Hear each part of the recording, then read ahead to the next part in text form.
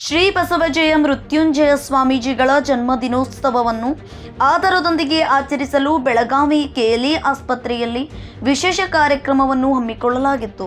ಈ ಸಂದರ್ಭದಲ್ಲಿ ನಡೆದ ರಕ್ತದಾನ ಶಿಬಿರವು ಸ್ವಾಮೀಜಿಯವರ ಮಾರ್ಗದರ್ಶನದಲ್ಲಿ ಯಶಸ್ವಿಯಾಗಿ ನೆರವೇರಿತು. ಸ್ವತಃ ಸ್ವಾಮೀಜಿಯವರು ಶಿಬಿರದಲ್ಲಿ ರಕ್ತದಾನ ಮಾಡಿ ರಕ್ತದಾನ ಮಹಾದಾನ ಎಂಬ ಮಹತ್ವದ ಸಂದೇಶವನ್ನು ಜನತೆಗೆ ರವಾನಿಸಿದ್ದರು.